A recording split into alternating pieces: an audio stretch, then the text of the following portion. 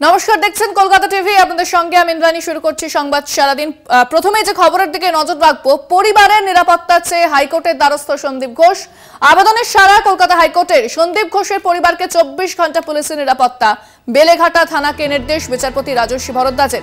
আমরা জানি যে সন্দীপ ঘোষের বাড়ির সামনে বেশ কয়েকদিন ধরে টানা বিক্ষোভ চলছে।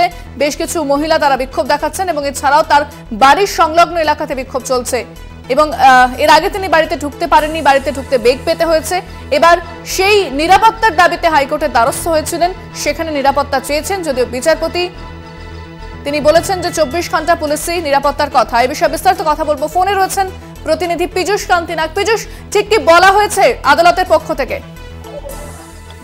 দেখো, সন্দীপ ঘোষের শ্বশুর এবং তার পরিবারের সদস্যদের 24 ঘন্টার নিরাপত্তা দিতে হবে।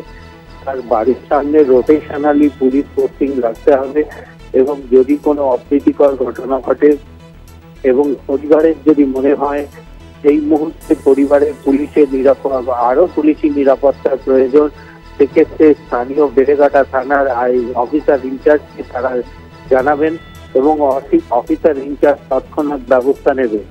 14 এবং 15 তারিখে বাড়ির সামনে বিক্ষোভের পর থেকে তারা বাড়িতে থাকতে পারছেন না, তারা নিরাপত্তার অভাব অনুভব করছেন, এমনটাই হাইকোর্টে দাবি করেছেন সন্দীপ ঘোষের পরিবার।